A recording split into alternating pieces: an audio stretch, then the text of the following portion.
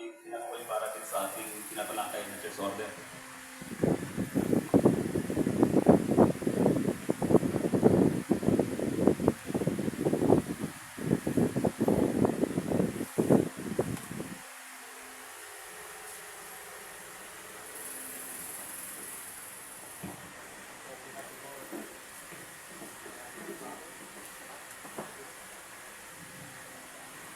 Praise God. Hallelujah. Maraming salamat po at masaya ako kasama ko kayo. At awang ko lang kung masaya kayo kung kasama naman ako.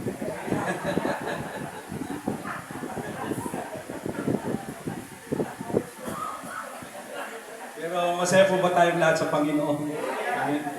Praise the Lord. Medyo naalis na count ko yung ating antok. Kasi minsan hindi ako masaya, may nakikita akong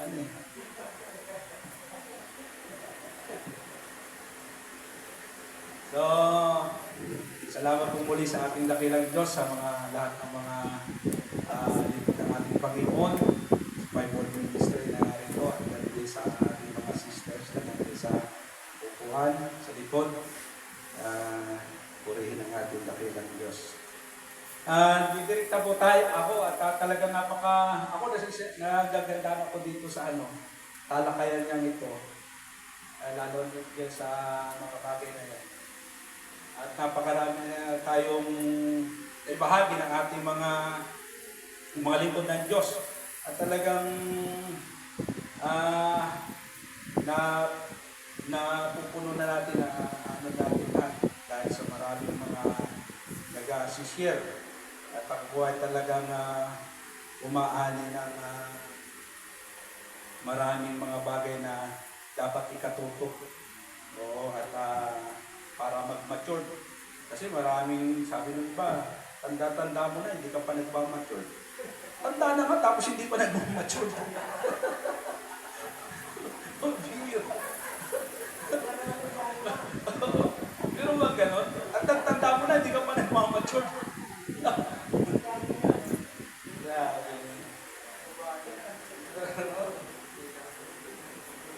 Dito po ako kuha ng teksto. Siguro may makikita tayo rito sa may nais ipakita ang propeta tungkol sa mga pagkakas. Akan po dito. At ito ang babasahin ko sa 1 Chronicle 13. Ito po ang aming gagamitin. Sabi po, babasa lang ako, basahin na lang ninyo lahat yan at hindi kaya ng oras pag binasa ko ito. Silang po yung ating oras. Siguro ito'y familiar na sa inyong lahat. Ang sabi po rito, 13:1, tungkol kay David. And David consulted with the captains of thousands and hundreds and with every leader. At sumangguni si David sa mga pinunong kawal ng mga lilibuhin at mga dadaanin sa bawat tagapatnugot. So, basahin na lang po ninyo yan. At ito po yung mahaba ito. Narito rin po mga minamahal na kapatid sa chapter na ito. At ito ay tumutukoy nga sa kabanantipan. At sa panahon yun, ay tumalikod na po si Saul. Nawala na yung pahit sa kanya na kay David na yung pahit ng pagkahari. Sila yung hari. At dito po sa sinasabi rito na ditong sa message, ito yung inano ko sa Tagalog, pwede rin naman basahin natin sa English. O dito sa nagsisikap na gawa ng Diyos ng isang paglilingkod na hindi ayon sa kanyang kalooban. Dahil marami nga naman ngayon na mga taong gumagawa ng paglilingkod sa Diyos, pero hindi naman ayon sa kalooban ng Diyos. Yung po ang mahirap, tayong paglalagay sa mga churches, ako ang pipili, o ikaw magaling ka, nag-aral ka, di ba? Tapos ka ng elementary, dito kita ilalagay. O, sa puso ko nang gagaling, dahil medyo may potensyal. Pero hindi pala naman yun ang kalooban ng Diyos. Pero gusto natin mapaglingkuran ng Panginoon ng tama. At katulad nga ng five-fold ministry na inilagay ng Diyos na for the perfecting of the saints. Ganon sa tama na. Ngayon, ang sabi po dito, alam na ninyo itong tungkol dito sa kay David, babasahin ko lang dito sa nagsisikap na gawa ng Diyos. Paragraph 157. Pansinin dito sa ating teksto, pansinin si David na hari ng Israel. Siya ang nakakuha ng kapahayagan tungkol sa pagdadala ng kapal ng Diyos pabalik sa kaniyang lugar. Na hindi sila sumangguni rito noong panahon ni Saul sapagkat tumalunod na si Saul. Kaya hindi man lang nila sinangguni ang kaban, ang tipan noong panahon ni Saul.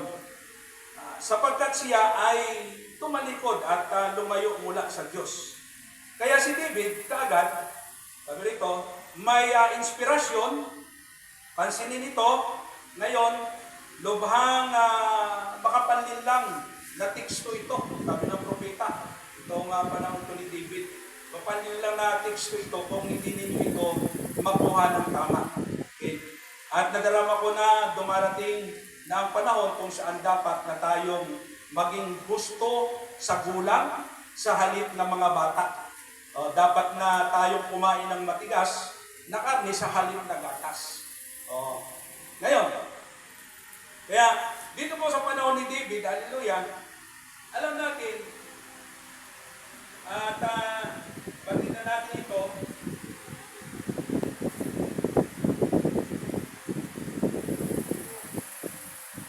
sa 159, sabi, tandaan, ngunit siya bilang hari, ay mayroong kapahayagang lumampas siya sa kaniyang lugar. Hari siya, si David pinahira. Excited siya, nasa kanya yung pahid. Pero may sinabi ang propeta, tandaan nyo, siya bilang hari ay mayroong kapahayagan. Lumampas siya sa kaniyang lugar. May isang propeta sa lupain iyon na ang pangalan ay Nathan. Siya ang itinalagang makakuha ng kapahayagan. Nakuha po ba niyo mga minamahal na kapatid? Kahit pala kay hari. Diba? At kung nasa panahon ngayon, ang Diyos ay mayroong Revelation 10:7, may propeta na inilagay dito sa lupain. Diba? Pero ang nangyari kay David, dahil anointed siya, nasa kanyang pahid. Ang kinusulta niya, yung kanyang mga captains, yung mga thousand yung siyempre, under naman niya yun Bubuto lahat sa kanya yun. Dahil siya yung hari. Pero hindi niya kinusulta yung propeta ng Diyos doon sa lupain niya on. Meron inilagay ng Diyos doon sa lupain niya on. Doon nawala, doon lumampas si David sa kanyang lugar. Kahit siya hari, hindi siya sisinuhin ng Diyos. Sa pagkalan ng Diyos, sa panahon niya on, inilagay si Nathan. Kinakailangan sumunod siya sa order ng Panginoon. Dahil ngayon, ang nangyayari mga minamahal kapatid, may inilagay na nga ang Diyos na propeta sa lupain dito sa Laodicea. Anong ginagawa ng mga tao ngayon? Sino ang kinukonsulta? Grupo-grupo na lang. Yung mga kaibigan na lang. Sabi ni David, gawin natin ito? Iikot natin ang kabanatipan. Hindi na tayo kinakailangan kumonsulta pa. Ay, sabi ng mga thousand niya, mga lilipuin niya, maganda yan. Diba? Hindi nila kinusulta na mayroong propeta sa lupain. Ano nangyari kay Ipag-ikot. Dinala nila ang kabanatipan, naroon si Usa. Ang utos, kapag natisod yung baka sa bato at natumba yung kabanatipan, huwag hahawakan at mamamatay. Di ba? Marami ngayon na humahawak ng kabanatipan kaya nga yung dito, marami ngayon humahawak ng kabanatipan. Pero mga patay sila, bagamat buhay, patay sila. Di ba? Dahil mali, hindi sila kumukonsulta doon sa inilagay ng Diyos na propeta sa lupain. At ganyan na po ang nangyayari ngayon, mga minamahal na kapatid. Binabaliwala ng propeta at yung lahat na sinasabi ng propeta, ini-interpret. minsan, ano nangyayari? Sabi ganon, dahil ang Diyos, alam natin, talagang laging may standard ang ating Panginoon Diyos. Sa bawat panahon, may standard siya. Oo, hindi pwedeng mawala yung standard ng Panginoon. Oo, tingnan po natin ang ating mundo ngayon. O, di ba? Ngayon, ang sabi pa rito, akin na lang i-eksiyan ito. Sabi rito, kaya sabi, may isang propeta sa lupain iyon na ang pangalan ay Nathan. O siya ang itinalagang makakuha ng kapahayagan. Mayroon mang bagay na sasabihin. Sinabi niya, walang anumang gagawin ang Panginoon hanggang maihayag muna niya ito sa kaniyang mga lingkod na propeta. Ngunit nakita ninyo si David bilang hari na ang pahid ay nasa kanya. Ngayon, iyan ba ang kasulatan? Nasa kaniya ang pahid at may tunay na kapahayagan. O kahit pa pala may tunay na kapahayagan, o pag may ilagay ang propeta sa iyong lupain, kinakailangan doon pa kumusulta. So,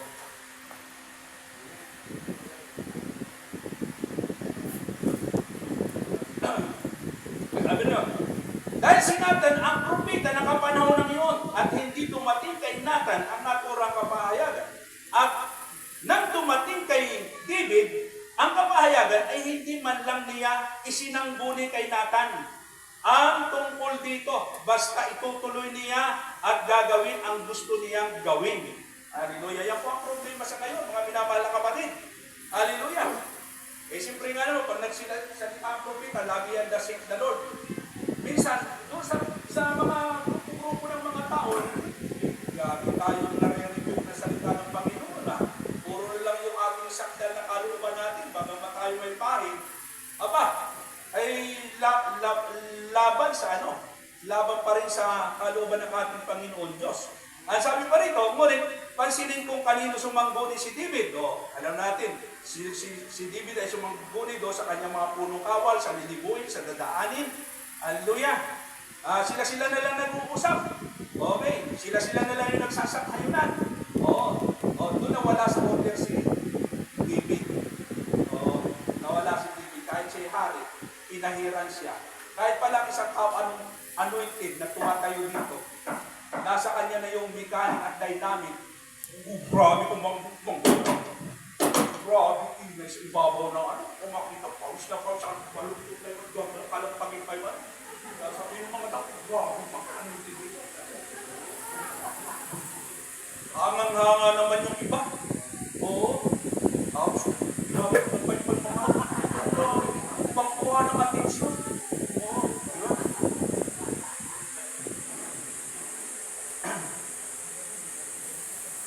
Sabi ngayon, sa palagay nyo ba ay dapat natin gawin? Hindi ito ganon. Ngayon, sinisikap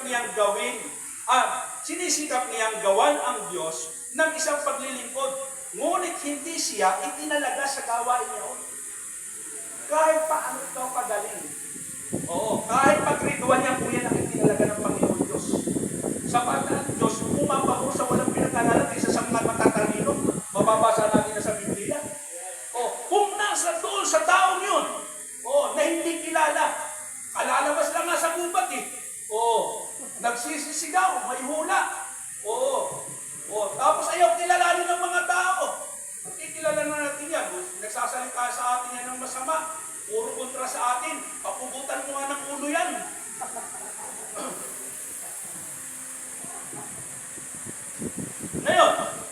Ngayon, sinisikap niyang gawa ng Diyos ng isang paglilingkod, ngunit hindi siya itinalaga na gawin iyon.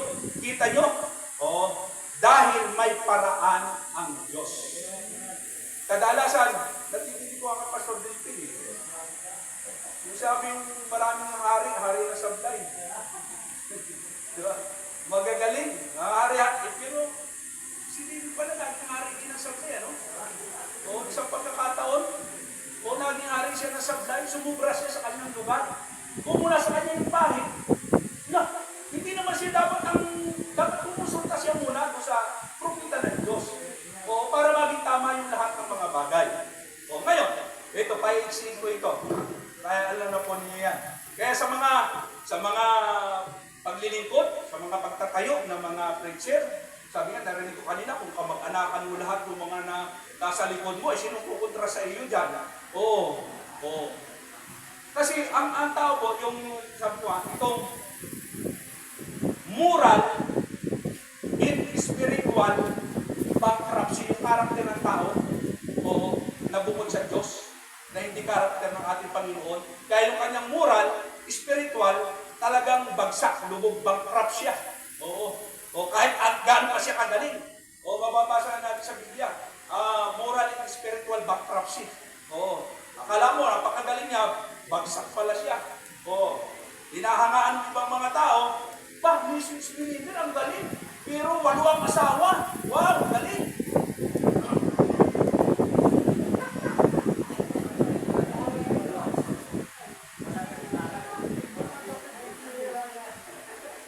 Nabalitaan na ba kayo? Hanggang ilan lang nabalitaan nyo? 2, 4. Alam mo yun, may marami-rami na yun. Diba? Grabe. Pero may pahit. Grabe. Ito, pupunta po tayo dyan sa pahit. Kasi mayroong, di ba may natatanda nyo yung anointed ones? Oo. Anointed ones at same time. At saka yung anointed one, yung walang is. Oo. Ayan. Punta tayo dyan. Sa paragraph 213. Kasi dito na, susurkat na ako baka. Ako kasi maraming isang patalastas, kaya naubos yung oras ko. Hindi kasi ako teacher. Mahirap pagka hindi teacher. Kaya ito, susurkat natin yan. Kaya si Osa, maganda yung motibo, maglingkod sa Diyos. May pagpapalasakit. Hindi pala naman talong pa ng Diyos na. Hindi naman sa kanya pinagagawa. Sabi huwag hahawakan, hahawakan niya. Ngayon, madami nung maahawak ng kaba ng tipan eh. Mga pastura na nga eh. Matapos sa eskwela, pero akala nila nasa kanila ang Diyos. Wala naman sa kanila ang Diyos. Oo.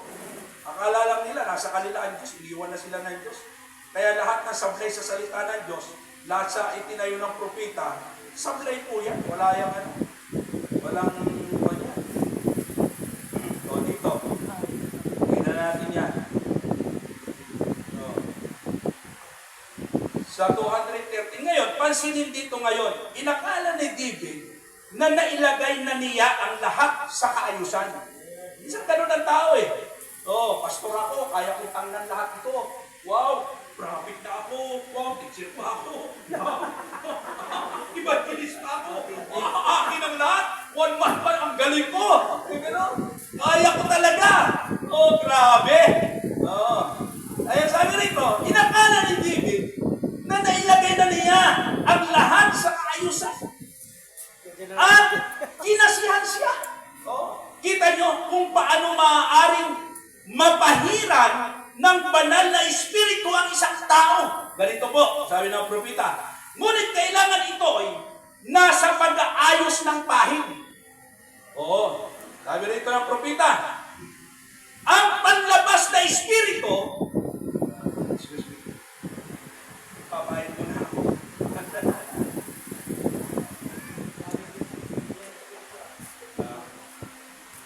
Ang sabi ito, ang panglabas na espiritu ay maaaring mapahiran ng banal na espiritu. Yan po niya, dahil yung kagustuhan ng tao, dahil matalinos, maalam siya eh. Oo. Ayun daw pala panglabas na espiritu ay maaaring mapahiran ng banal na espiritu. At ang kaluluwa, kahit may panlabas na espiritu, pwede pala yung pahiran. Pero, ng banal na espiritu, ang masakit ay ito. Ngunit, at ang kaluluwa ay kasing itim naman ng aspalto. Nadiditik mo yung pala sa palpit. Di ba? Maliit lang yan eh. Kaya yung magpatayo ka ng mga preacher sa pulpito sa iglesia mo. Kaya ngayon iba tumatayo, nagpapatayo. Paglabas ng preacher, nahiyahangaan niya, dala yung kanyang mga titles. Oo. Imbis na makatulong at makalakas, hindi pa yung church ko. Yung palang paglabas na espiritu, ay pwedeng mapahiran siya. Oo. Pero ang hindi natin alam, ang loob ay maikip pa sa espalto. May iba pala siyang motibo. Oo, may iba siya. Oo. Kaya, ako, sabi ko nga, maganda po, tama yung sinabi niya pa, mamili ka kung sino patatayin mo sa iyong iglesia. Baka yung church, magi lang yan, yung term ng propita sa marriage and divorce, magi lang yan, sex disposal, tapunan lang ng mga basura yan. Guguloy lang, sisirain lang yan. Oo. Dahil hindi alam yung loob eh.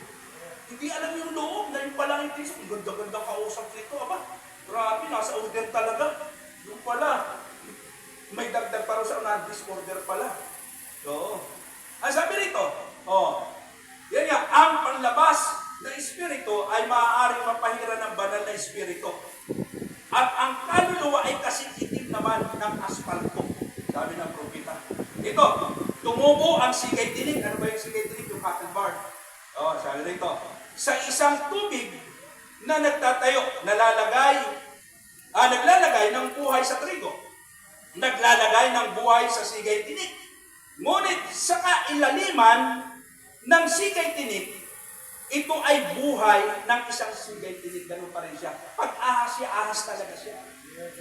Oo. Ay, di ba magaling namang princess si Lucifer? Oo. Pero yung kailaliman, Lucifer talaga siya. Marami nagtataas na yung kay Lucifer eh. Dahil bearer of light. Oo. Tinataas nila yung kalaban ng Diyos. Oo. Grabe. Oo. Ang sabi rito, nagsasaya ito at namumukadkad at mayroong buhay at ginagawa ang lahat ng bagay na ginagawa ng trigo. Aba, katulad nga naman. Oo. Kung anong ginagawa ng trigo, gano'n din ang ginagawa niya. Ngunit ang kaluluwa nito ay sigay tinig. Oo. Oo. Yung po yung bakit pa sa hindi siya pag-binasa niyan. Sigay tinig yung Tagalog. Oo.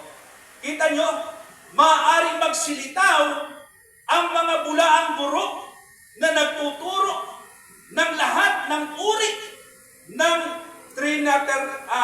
Trinitarianismo at lahat ng iba pang bagay. At magtaglay ng pahid ng Espiritu Santo at gumawa ng maraming mga himala na gaya ng kanyang gawain o na tunay na ibanghilyo. O ay tinan mo naman yung 70s, di ba? Gumawa naman sila ng gawain ng Panginoon. Sipagpagaling sila lahat. Pero ano sabi ng Panginoon? Hindi ko kayo nakikilala kung sino kayo. Kaya maraming taong nadaya kasi sa Charsode, ang inaanohan na nila ngayon, nagsasanggunian na lang sila, at tulad din, sumangguno nila doon sa mga kasamaan. Ano kayang magandang gawin natin? Sa ating church. Sa ating mga ano kayang magandang church. Sila na lang na nagsasanggunian. Oo. Siyempre, hindi naman sila magpupuntrahan eh. Oo. Pero pag sinangguni nila, yung propeta ng Diyos, napakalayo. Ganon. Doon sinaway si David, wala na sa order si David. Namatay si Osa. Hindi na maibalik yung kaba ng tipan. Oo. O anong ginawa ni David? Buti na, nakabalik siya sa Panginoon. Baka siya hari, sasabihin pa ng mga tao, ako babalik, ako nakatapos, ako nag-aral, dapat ako nakatayo dyan. Pero kung hindi naman sa inyo, para magawayan ng Panginoon, huwag na lang yung magpabida-bida.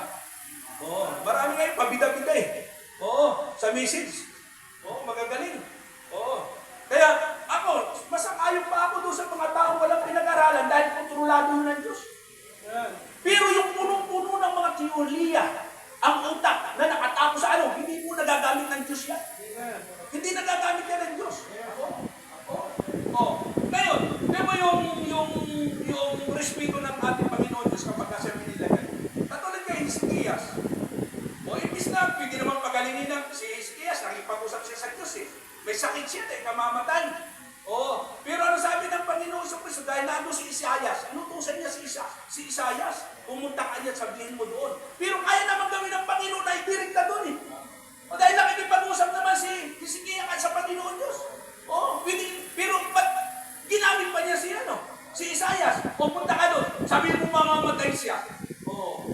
Hindi na siya makaka-recover. Pero anong ginawa ni Hiskias? Di ba?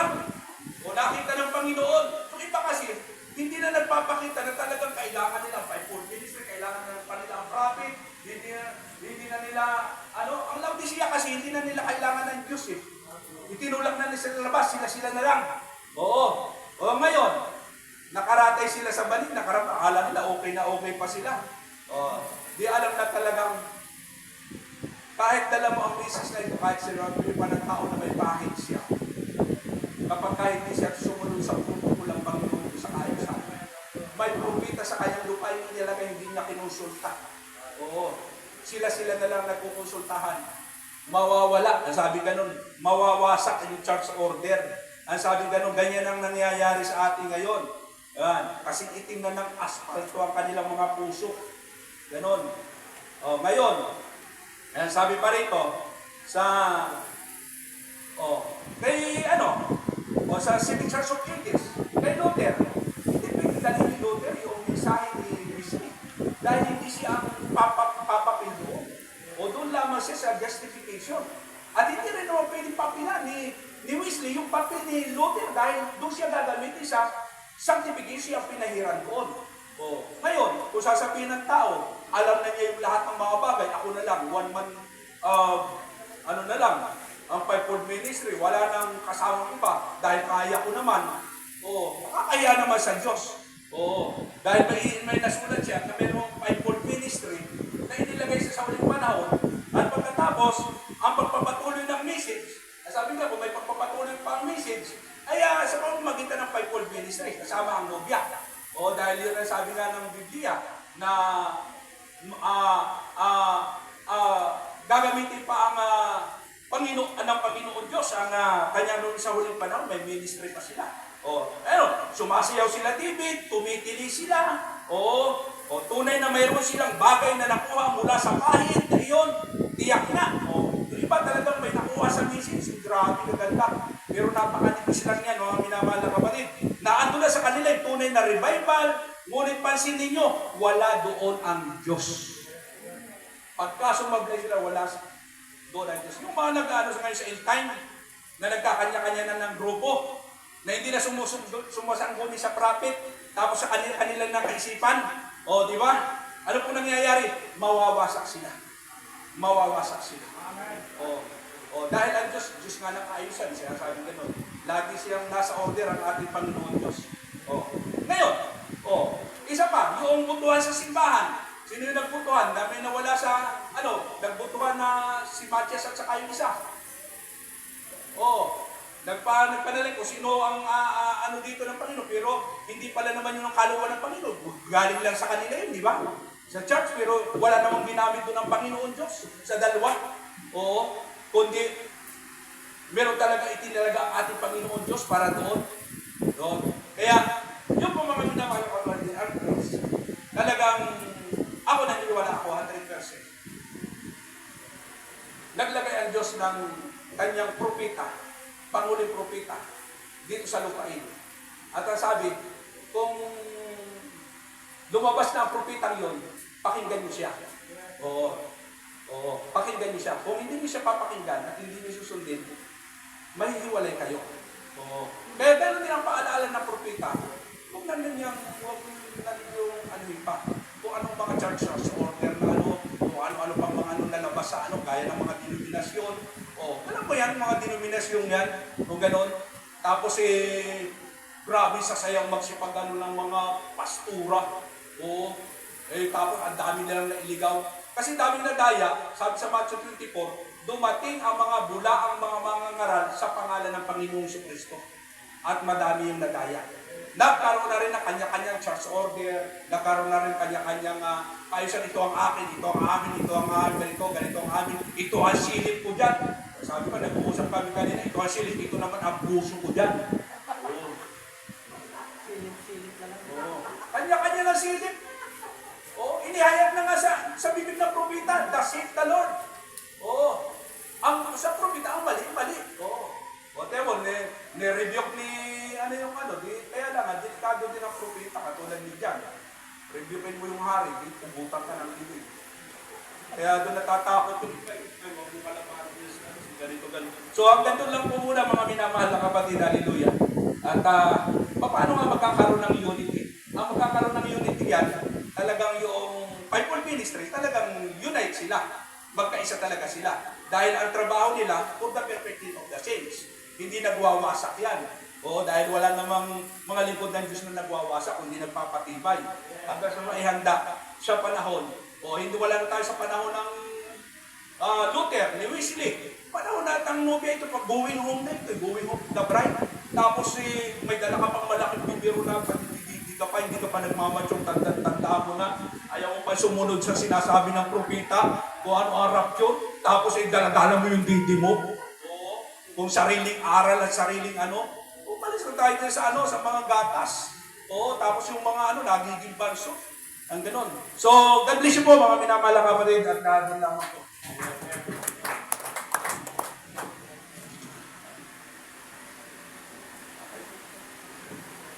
So yun po mga kapatid, may napulo tayo o may nakuha tayo na kaya kumbaga ay nawawala sa order kasi hindi nagkukonsulta. Yun yung pinakukwento na dapat pala para tayo manatili sa order, dapat ay meron tayong absolute na doon tayo dapat kukuha. At kapag meron tayong panghuhugutan, amen, ay matadala natin yung order hanggang ang Diyos ay malaya makakilos. Kasi yun ang pinakukwento natin dito mga kapatid na gusto natin sa paglilingkod natin, makakilos ang Diyos sa ating buhay mga kapatid. Okay, si Pastor David. Ikaw na, Pastor David. Yung pinatarap ni Pastor.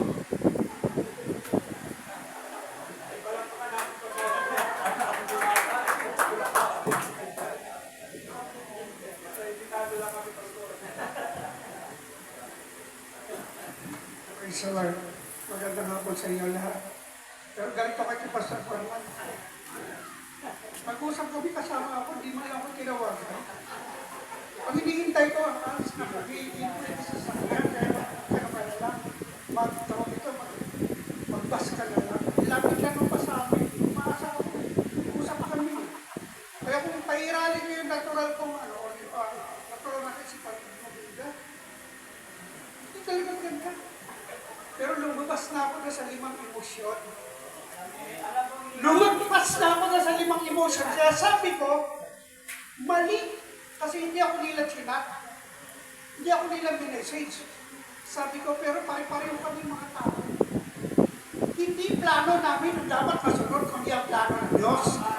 Alam niyo kung bakit? Hinihintay ko ang message niya. Bigla-bigla tumawag sa akin, Pastor, pupunta tayo ng Mindoro. Pupunta tayo ng Mindoro, emergency lang.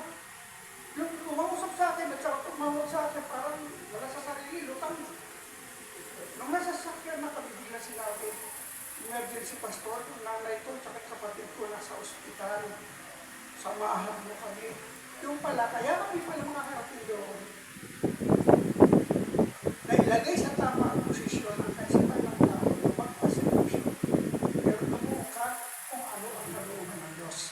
Ang kalooban pala ng Diyos, hindi ako pumunta na Samar, kundi pumunta ng Mindoro, kasi may 2 kaluluwa na nakaratay sa ospital. Praise the Lord, nung nakarating kami, tinan mo yung biyaya. Pagpasok pa lang namin, sabi ko, ayokong makita ng ganitong pangitain, nakaratay pareho. Pero nagpapray na ako unti-unti. Tinan mo, habang ako nagpapray ng tahimik, yung babae na isa nakaratay ko kayo, kinamayan pa ako, akala ko may nakaratay talaga. Pagkakamay sa akin, sabi ko, magaling na ito. Sa isip ko pa lang. Tapos, mamaya biyan akong konti, sabi nung sister, bilhin muna tayo ng pagkain. Bumili kami. Dinadala namin sa ospital. Pagdating sa ospital, sabi ng babae, hindi pa kami nagpipray, ha? Personal pa lang ako nung nahimik. Sabi nung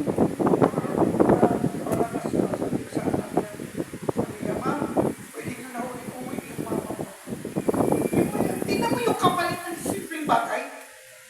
Na kunwari kung pahiralin mo yung pagtao, pwede magdamdam eh. Pero hindi.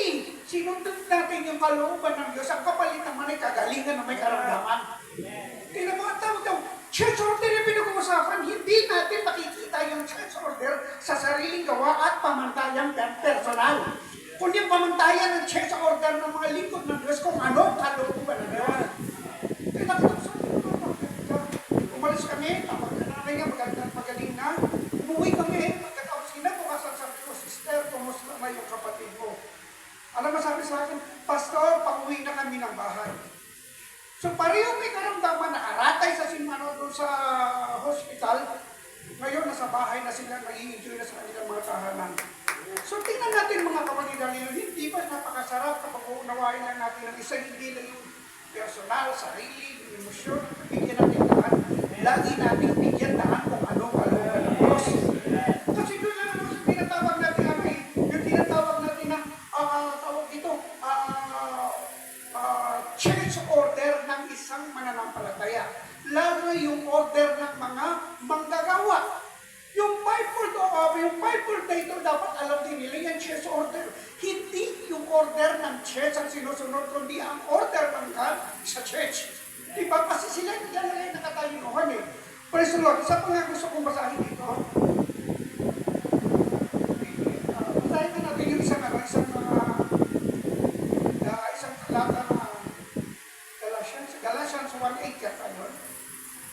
At gusto ko sana ito'y makatulong, pero walang personal akong gustong dito ay sabi nga, pasadahan, wala sa akin yun. Kung ano lang yung alam ko at naunawaan ko yun lang ang aking paglilingkod. At hindi ako pwedeng manglilingkod ng higit sa akin naunawaan at naabot. Datapwat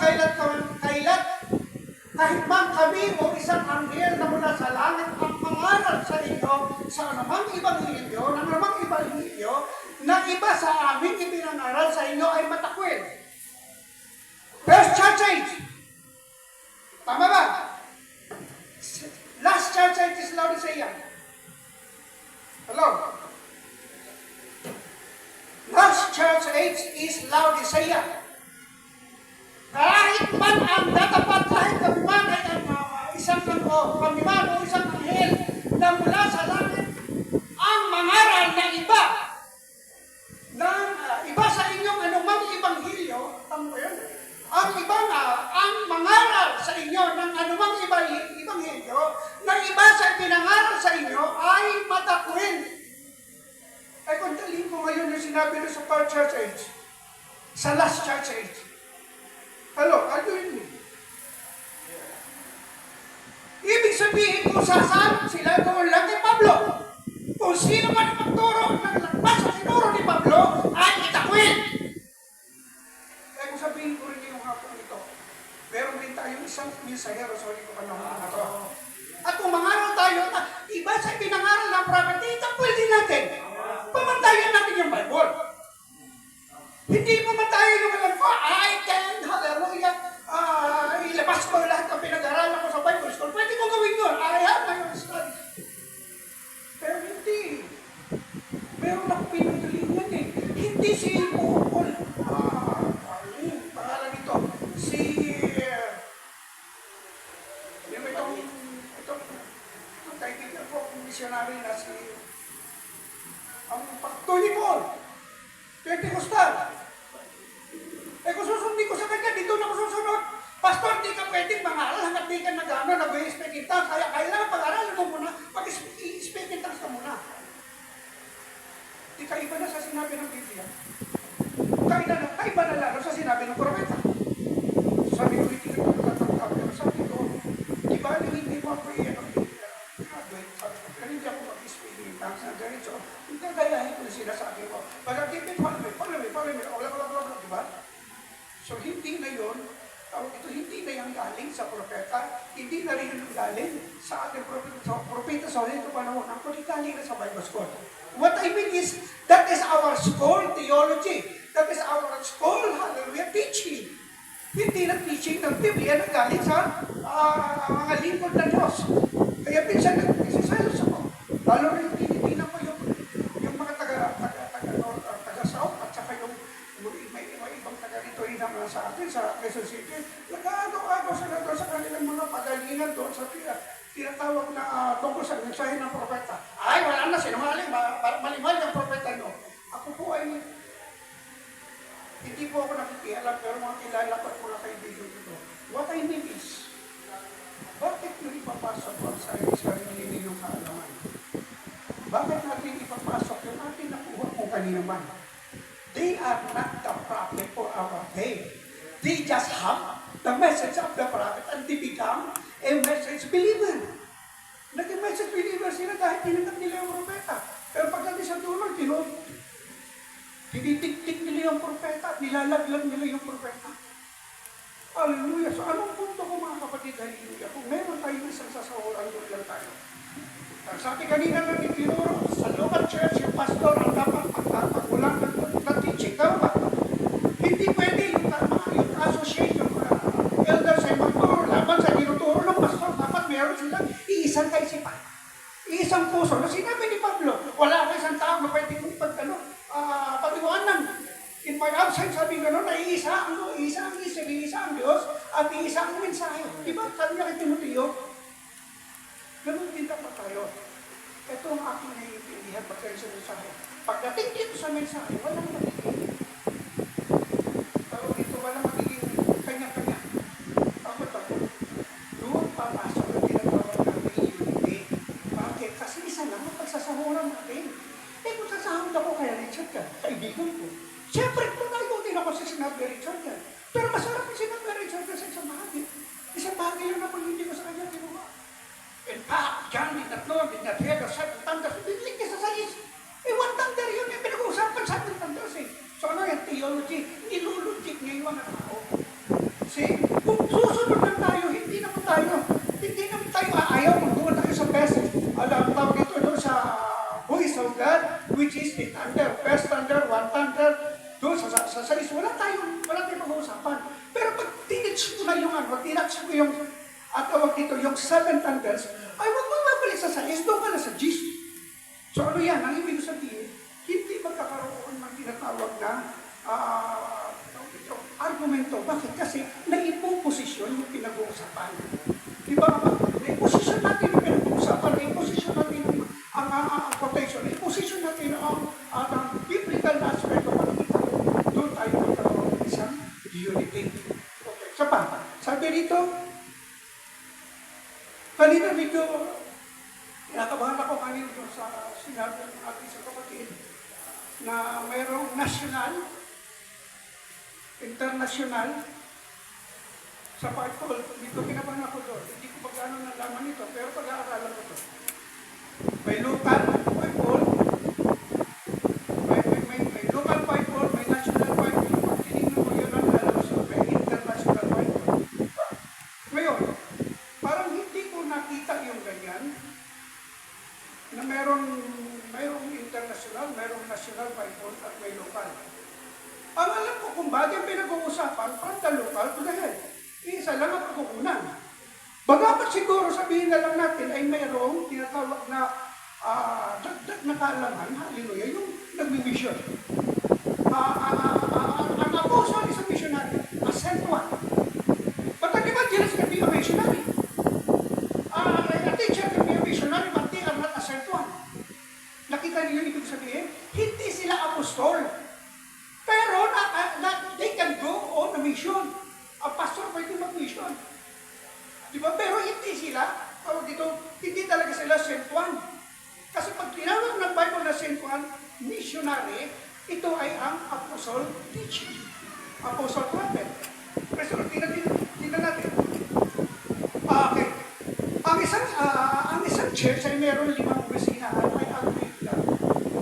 At dyan ang church na perfect. Kaya kapag ang church ay meron 5 opisina, makikita mo, may balansi at malalim silang pananaw sa mensahe. Kasi kapag kulang, hindi pa perfect. Sabi ng Bible, 5-4 is needed to perfect the church or the saints. So makikita mo, kapag ang dumadalo lang ay ang pastor lang ay siya lang lahat, medyo hindi ako kampante na perfect sila. Kasi magiging pagka sa Bible. Tama ba? No. Minsan sabi ng isa, natas ka kanina, which is I agree. I'll forget, but better way siguro. Baka korte ay nandun din ako. Sabi ng aking narinig ka kanina, kung di ako nagkakamali, ay pwede sa isang tao ay nasa kanyang 5 opisina. Maliwanag yung makakabanggit ka kanina na nakita ko. If I am a pastor, I will not be an apostle. sa may pagkatawag, a pastor cannot teach the prophet. Kasi may kanya-kanya silang opisina. Nakuha niyo yung punto ko?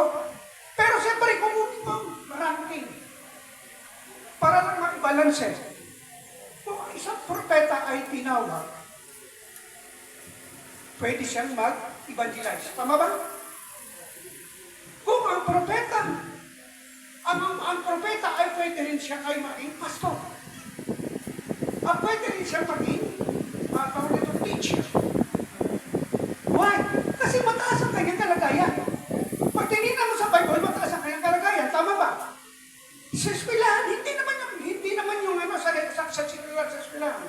Hindi naman hindi teacher yung principal. Eh. Diba teacher din yun? Hello?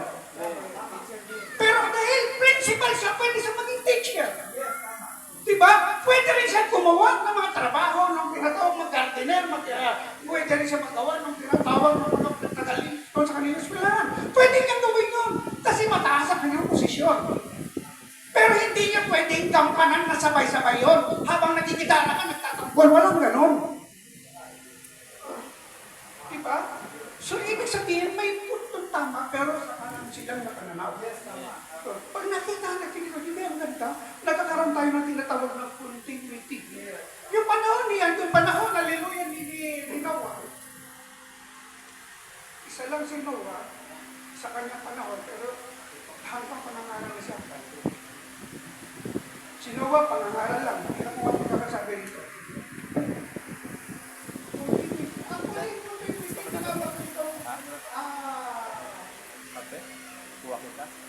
Tinawag mo itong ano to.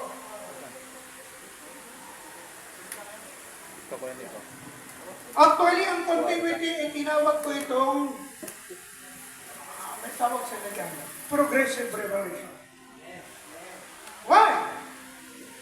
Bakit ko tinawag to? Tingnan nyo, the continuity of the message. Now, remember, the message of Noah, Noah's time was now by faith and not scientific proven.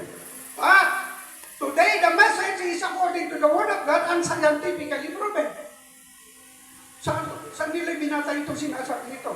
O di ba nakita yung cloud? Di ba nilagay pa doon sa palasyo, sa White House? Scientifically proven. Sabi rito ba? Sabi rito,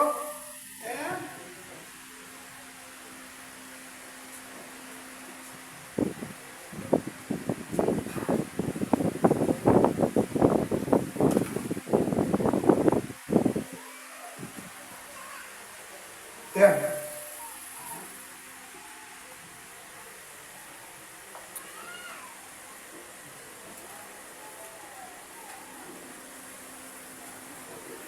Sabi rito, by faith scientifically proven, but today the message is according to the Word of God. And scientifically proven, Elijah comes first, doing miracles, not doing any preaching.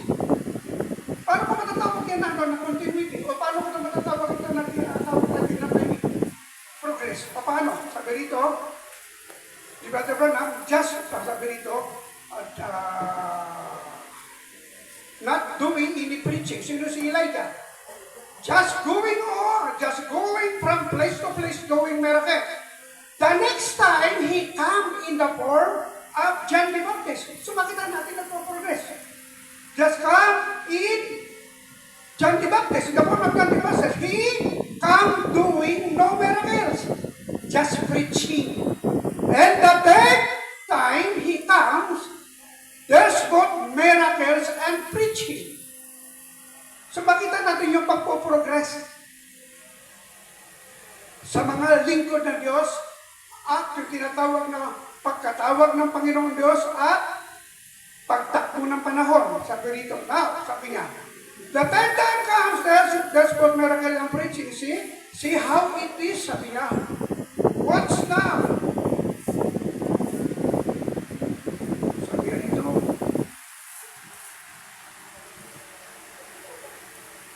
and the third time he comes, he's both miracles and preaching. What's now? In continuity, the scriptures run. So nakita natin mula sa lumang tipan hanggang sa ating diya sa bagong tipan, tumatakbo na may pagpuprogreso. Sabi rito. Sabi rito now, sabi rito. We could just spend plenty of time on that, but we don't, or we won't. Well, omit it because I believe you get that idea. Kumbaga, naintindihan nyo na. Sabi ni Brother Branham. No.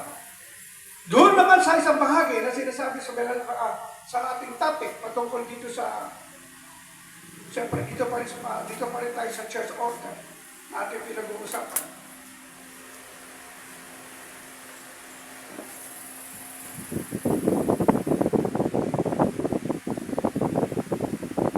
Ito pinakamasarap na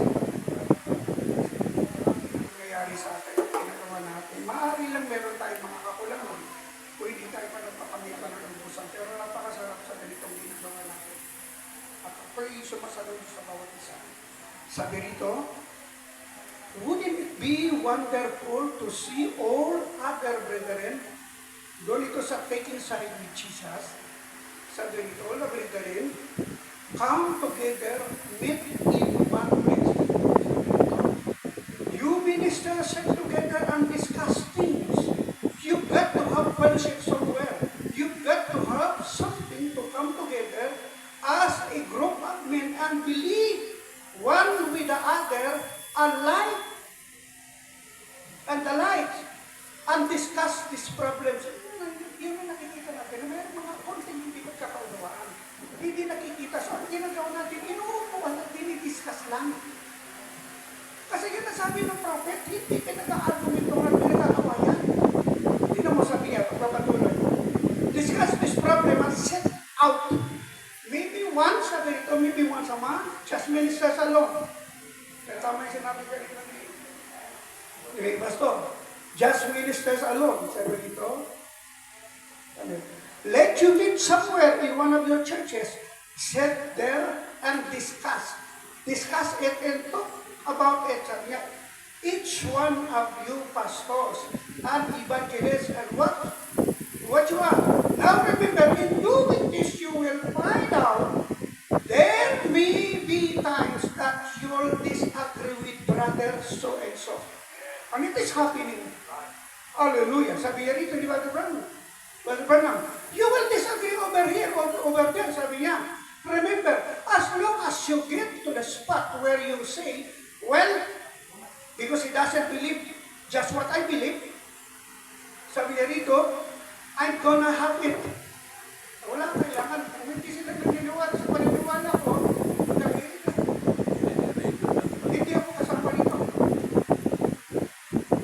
Malayo na doon sa sinabi ni Brother Branham na nagbilog ng maliit, magbibilog siya ng malaki. Sabi niya rito, duloy natin, sabi niya rito. Okay?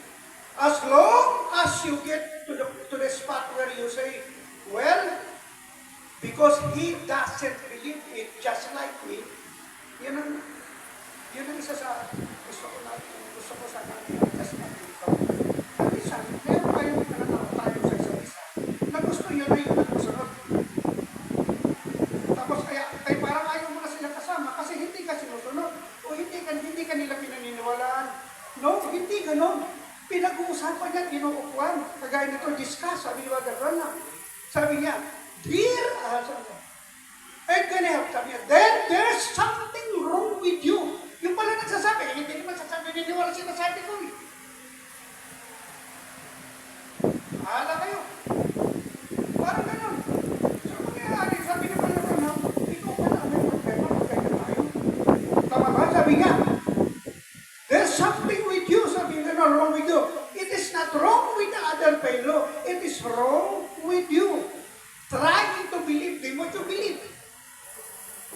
Hintayin natin kung ano ang pagkilos ng Panginoon hanggat sa ang bawat isa ay makarating sa tinatawag na kasakalan o makumpleto sa kaalaman.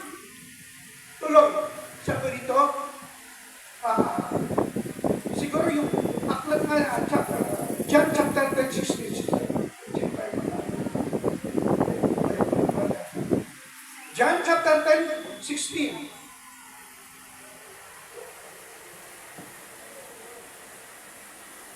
At meron akong ibang mga tupa, yung sabi kanina, na hindi sa kulungan ito, sila ay kailangan din namang dalhin ko. at kanilang diringgin ang aking tinig at sila'y magiging isang kawan at magkakaroon ng isang pastor. Yan pa rin ang tanong ka kanina. Sa church, isa lang ang pastor. Pero kang-associate, in absence of the pastor, meron ka maiiwan. Pero tandaan mo, hindi yan inilagay yan yung assistant pastor as part of the fivefold ordained by God. Ang tawag doon is appointed by the pastor or appointed by the prophet in the absence of the prophet. Na inilagay niya sa Timoteo, in the absence of the pastor, inilagay niya yung associate. Kaya mga Diyos ng utos, dalawa-dalawa sila sa kanilang paglalakbay. Tulad sabi rito na, ang punto ko pa dito na gusto kong ilagay, makita, hallelujah. Sabi ni Brother Branham, say, you must be born again. We pastors will be here responsible for the sheep what we eat. Ito yung mahalaga eh. Anong sheep food? I am the bread of life. Tama ka? It must be God's word. Pero kung ituturo mo, wag tayo pumunta ron na kasi iba yung teaching nila eh. Tuso na siya mga yan eh. Ay sila naman, wag kasi 7 years yan eh. Kaya ito naman, 3 and a half. Eh, hindi, pakain mo yan sa mga tricycle ng kongregasyon. Ano mangyayari? So, ibig sabihin, hindi yun ang tamang pinabay. Ang tamang pinabay, ipangaral lang ang salita ng Diyos.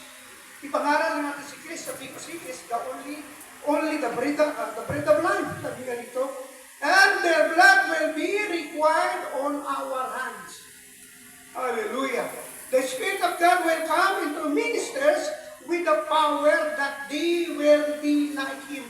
They will be like Him. Bibigyan ng power ang mga servant of God, ang pastor, para madaloy ang salita ng Diyos, na kung paano ang pastor tulad sa Diyos, ang kanyang, yung kanyang kalikasan, pagdating sa kongregasyon, pareho din ang kalikasan. Dadaloy yan eh. Hallelujah. They will be like Him. Sabi rito. Tapos, ano pa? Sabi pa niya, and you pastor should be tell. And you pastor should never tell a prophet what to do.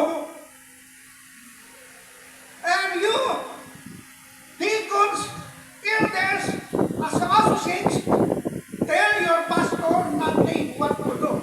Kung tutulungan sila kung anong gagawin mo, pwedeng para sa akin, pwedeng mag-advise, mag-suggest. Pero tuturuan mo sila, hindi pwede. Ulitin ko ito sa iyo na isa inyo na sinabi ko na ito ng isang beses. Ayaw ko kung naalala pa ni Brother Eddie. Merong isang manggagawa. Ang pagkating niya sa kanya ay siya ay superior. More than theological preaching na lang. Sabi ko ito. Talaga kasi ito mga research. Inausap na niya. So, hindi mo ba alam? Bakit kasi din ko ay si Shem? Sabi ko sa'yo na lang yan. Sabi ko sa kanya. Ito pa ang pinakahuli na sinabi niya. Ay, yung medyo na-dismaya ako. Yung pastor namin, wala na yung anointing, nalipot na sa amin na sa mga bago na. Kaya kami, mas mataas ang aming pagkatawag doon sa aming pastor. Nilapitan namin talaga. Ako sa kasi mabito. Pinauman namin sa mulo dito.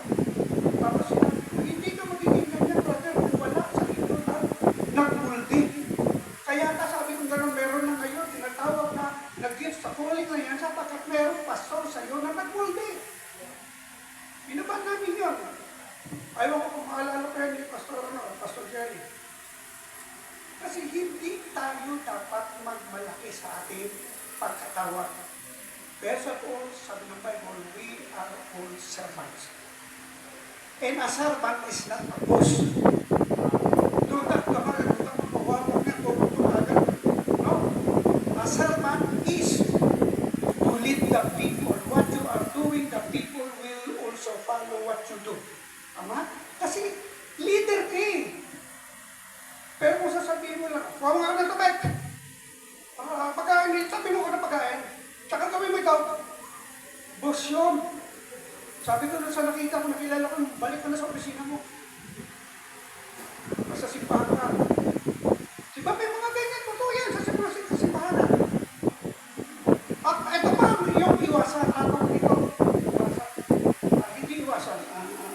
Ingatan. Habang nag-depression, kumukuha ka ng protection, mahusay din sila ng protection. Lalo na kung yung kanila yung mga bago ngayon, hindi kagaya nito na lumang. balita na ata. Eh, sa kanila talagang mga high-tech. Hilera na yung mga impormasyon na kailangan nila. Sinusundan ka. Habang sinusundan ka, pag hindi tumugma doon sa kanyang gusto, ang kanyang iniisip, kasi ano yun? Hindi yun humble, kundi humble. Meron sa puso na ano, alam niyo kung ano? Superiority. At yun ang kailangan ingatan kasi bukas sa makalawa, iyan ang maghahati ng kongregasyon. Kasi hindi yan susunod, may sariling desisyon yan. Kagaya na sinabi natin kanina, kapag yung naging associate pastor, darating yung panahon, siya ay parang alam niya na ang lahat. Tapos, magiging superior na, pananaw na, nakikita sa mga tao, bilip sa kanya, isang araw. Iiwanan ka doon at tupunin ang kalahati ng pinagpagalan mo. Mayroong mga ganyan. Pero pag binigyan tayo ng Diyos ng tinatawag na wisdom, hindi niya papasa. Ang pagkuha ng wisdom at pagkuha ng congregation, hindi lang sa pangangaral. Lahat marunong mangaral kahit sa talas ng tingin. Kunin mo yung puso niyo. Dahil mo yung mensahe, itanin mo sa kanila at hayaan mo umugat. Diligan mo ng pag-ibig, pagmamahal. Follow up. Pagtulong kung kinakailangan. Pag-unawa kung kinakailangan. Pag nakita na nila yun, ang nakuha mo, hindi lang pala maging pastor, kundi ikaw ay isang pastor na kung saan ang kanilang trust ay nasa loob. Kahit anong gawin nila, hallelujah, tatayo lang yan. Maliban may pangaral, tulad ng pangaral ay pinangaral ni Pablo, hindi kami susunod. Amin ito, tinatalihan at matakwil, itulong kayo. Sabi ni Pablo, ayun ang mga tao. Makatawag sa kanila ay mga Berean people. Hallelujah. Ano sa pa? Sabi pa rito, hallelujah, Brother Branham, sabi sa isang bahagi pa, sa the question and answer. Sabi niya, if God sends you, He'll take care of you. If He hasn't sent you, then let the denomination take care of you then. Kaya sabihin natin, kung tinawag ka ng Diyos, mananatili ka sa pagkatawag sa iyo at ang Diyos ang magsusupport sa iyo. Eh kung paano kung gagamitin ka naman para ikaw ay, tawag dito, para ikaw naman ay gawin gatasan. Anong ibig sabihin? Kapag ginawa ka ng magkatasan, gagawin lang tayong front para sila ay makinabang, gagawin negosyo yung grupo ng mga magkagawa. I've been 30 years dito, alam ko na kung ako yung mga lang din ko. Kasi alam ko na, ilan ako na kung sino ito mga ito, na ang kanilang after ay ang ministry. Kailan ako nito, pero kahit kailan, hindi ko binanggit kahit sino in respect for these people. Kasi kung nagkamali sila, di sila lang at ang Diyos ang malalagot. Sila lang ang malalagot sa Diyos. Pero yung respeto kahit sa church, kahit alam nila sinasabi ko, ibalik ninyo pa rin ang tunay na pag-respeto sa kanila. Sabi ko sa mga marami din sila kaluluwa at kinala sa Diyos. Sabi ko sa kanila. So ang punto ko mga kapatid, hallelujah, nakita niyo yun. Nasa church order ba yan? Na iipunin ko kayo pagkatapos pagkakakitaan ko kayo. Yung negosyo yun. Ang Diyos ang tumawag, hayaan mo na ang Diyos ang mag-supply ng ating pangangailangan. Yan ang dahilan bakit magpapakahirap tayo. Dumating yung panahon, hallelujah, tingnan mo kapag daya ang ginawa ng mga oras. Pagnalaman, nagsawa ng Diyos, nagsawa ng bumalik. Sabi nga ng narinig ko kanina, yung paghahari ay inilipat na kahit kay David, wala na kay Saul. O, di ba? Yung trust ng ibang mga tao na nagpapakita ng tulong, ng gilas, at tumulong sa ministry, nakikita mo kapag nakita ka na hindi ka nakarapat-dapat pagtiwalaan, ililipat sa iba. Di ba, parehas na kayo sa talent eh. Di ba yung 5 talent? Isa lang ang pinagtunan yan. Hallelujah. So, nakita natin mga kapatid, iyan ang tinatawag na right order at pangangalaga ng mga ministro. Kasi may mga tao na pinagpala ng Panginoon Diyos at sila naman yung pinagpapala nila, ikalila naman ito itinutulong sa mga magkagawa. At hindi nila gagawin yan kung walang hipo ang Panginoon Diyos. So, isa pa, sabi niya rito, be humble and go right on with the same plain message. Sinabi na nga na hinihintay natin ang rapture pagkatapos mahihirapan mo, rapture na ngayon. Spiritually, yes. Kung rapture na kayo ngayon, di sige tumagos ka ngayon sa pader. Magpapabautismo ako kasama nyo. O yun ang sabi ko na sa kausap ko, pero matiro lang salita ko. Okay, sabi ko, tatanggapin ko yan ako at saka yung kongregasyon ko, sabi ko gano'n, magpaparibaptize kami sa isang kondisyon. O yun, masunod mo okay yan. Sabi ko sa kanya, total, rapture na kayo, sa millennium niya, nakita niyo pa dyan na yan? Sabi ko, tumagos ka dyan, sabi ko gano'n, magpapabautismo ko. Pero ang ganda ng sagot. Ang ganda ng sagot, para ko na nakita si Satanas kung paano binalik ka rin sa likha ng Diyos. Pastor David, kanina pa ako labas-pasok dyan sa pagdadaya. Hindi mo lang ako nakikita kasi hindi tayo magkaisa ng paniniwala. Kaya sabi ko, piniro ko ulit. Alam mo ba, sabi ko nga ng pastor, yung teaching yan ni Peter Pan, doon yan sa Neverland, huwag pupunta. Ang missionary niya si Peter Pan. Di ba si Peter Pan, taga Neverland? Ibig sabihin, nangangaral tayo, walang patutunguhan. Pagkitawa siya ng tawa, ang bait naman na kausap ko. Namatay na yun, si Pastor Winnie Pisito. Kasi magkaibigan kami nung pag nagkakabiroon, gano'n na lang eh. Pero wala kami samaan ng loob, gano'n lang. Ang punto ko dito mga kapatid, hallelujah, sometimes, sabi natin na yung ulap na yan, may ang mga ministers, sabi na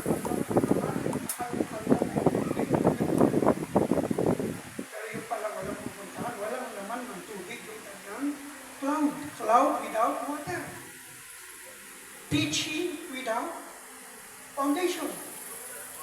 Di ba marami tayo ng teaching without foundation? So, pakikita natin yan. Sabi ko, parang teaching ka ko yan eh. Yung may pakpak ka, gano'n ko sa ilalim ng lupa. Nakatawa ko rin yung puntahan nila sa akin. Gano'n ko sa butong lispit. O di ba? Walang pundasyon eh, butong lispit. Sabi ko, meron tayo kakulilat na salita ng Diyos, may pundasyon at mayroong paruroonan. Sabi ko, praise the Lord. So, ganito ibig sabihin, hallelujah. Yung message na pinaka-plain ng message, huwag mo nang palalimin, tila ko na ang dami mong alam at napakalalim mo na. Yung pala, ang pinupuntahan mo ay butong lispit na. When God was ready to send forth His prophet messenger of the New Testament, He spoke to the group of people. He spoke to the great association, big association of denomination. Tama ba yun? Tama ba? Hindi natin ngayon malagot. Sundan natin ang sinabi ng prophet. Sabi ng prophet, when God was ready to send forth His prophet messenger of the New Testament, He speak to one man. Isa lang ang kinausap niya. Kung gusto makita yan, doon yan sa end time message. The end time message.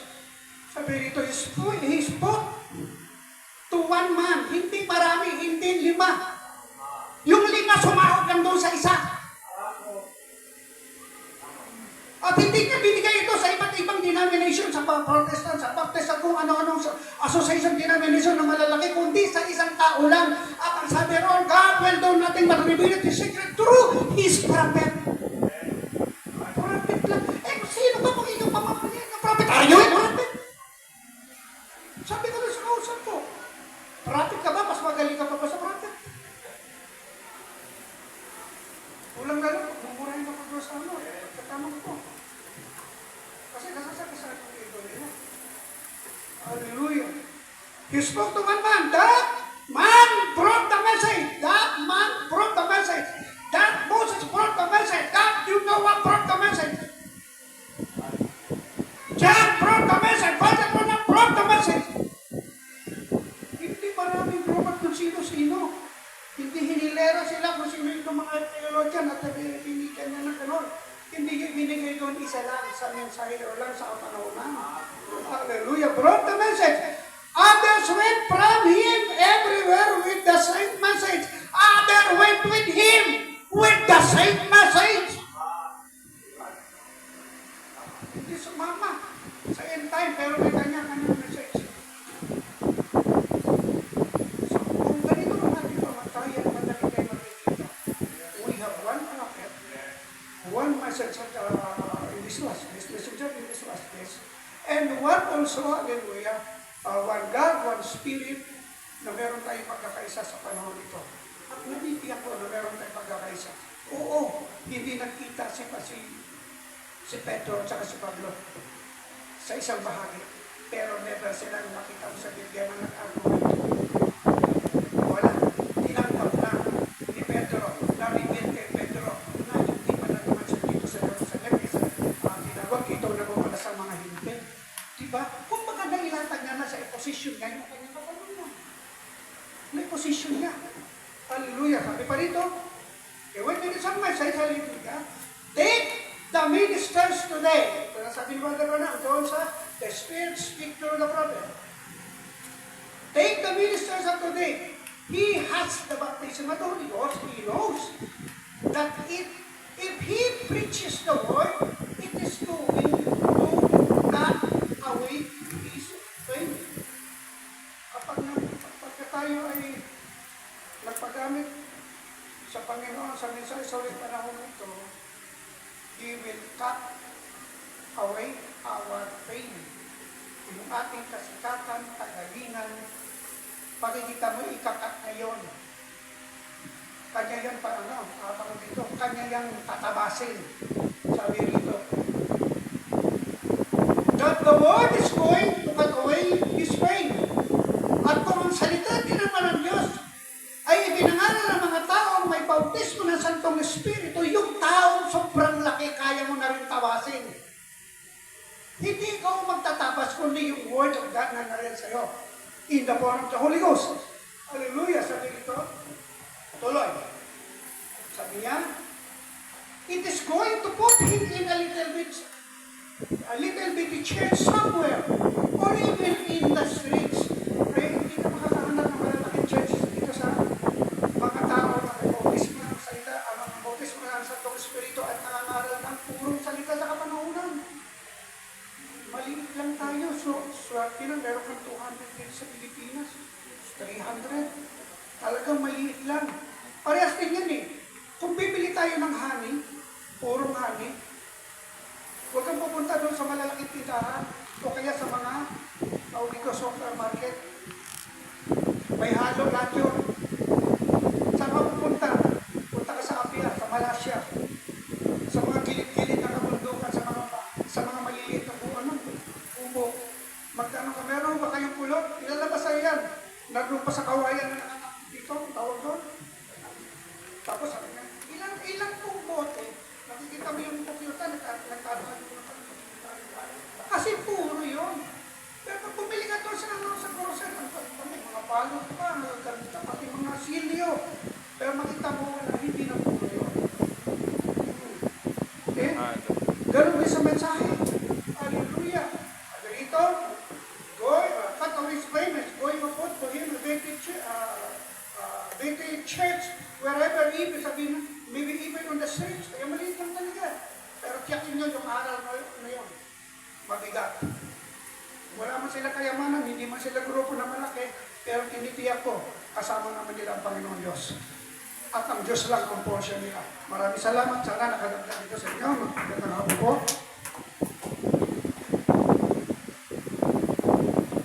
Amen. So, yun po, mga kapatid. At siguro bago tayo tumuloy sa ito pang may naman tayong oras, offering muna siguro tayo, mga kapatid. Hindi po ito bayad. Para sa gawain po ng Panginoon. Sige po tayo po tumayo muna.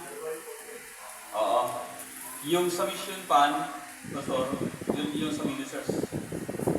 Yung mission fund. Yung offering para sa ministers. Yung mission fund para sa yung ministers fund yun. Panginoon, nais kong magbigay lahat ng nasa akin, sa iyo ko iaalay.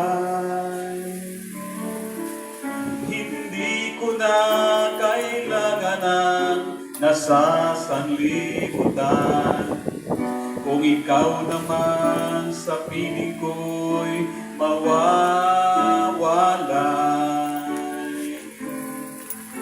Kaya ako ay narito upang maglingkod sa'yo.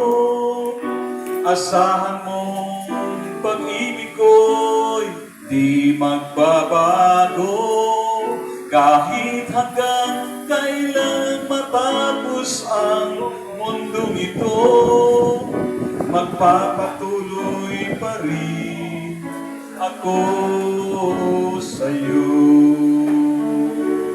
Amen.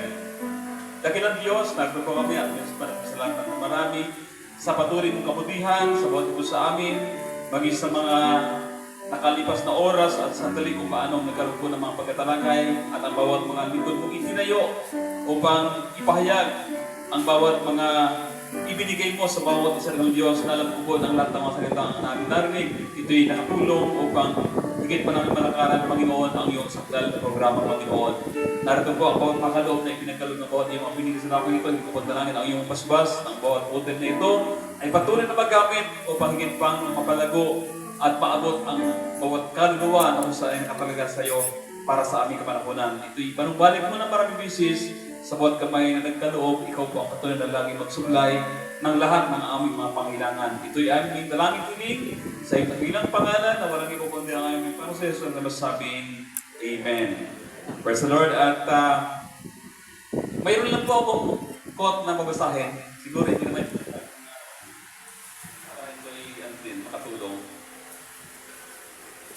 Sabi nito,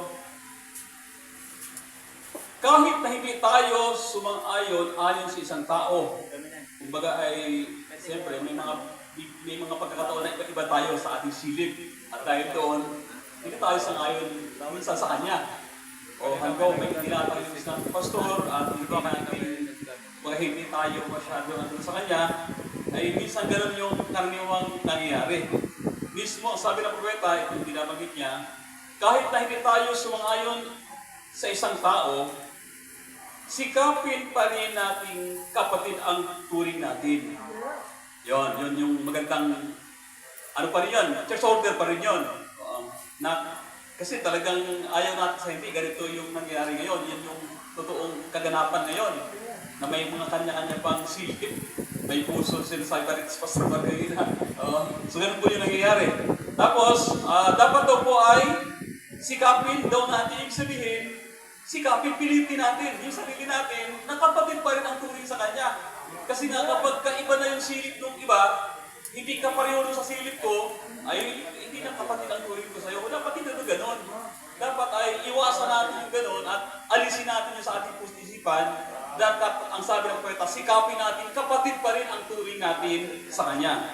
Tapos sabi gano'n dito, ang turing natin sa kanya, ang turing natin, mangyari nga, sabi kita niyo, kung si Kristo ay nasa puso natin, ay kahit nagaano pang di kasasanayon sa taong iyon, may pag-ibig ka pa rin dapat sa Kanya.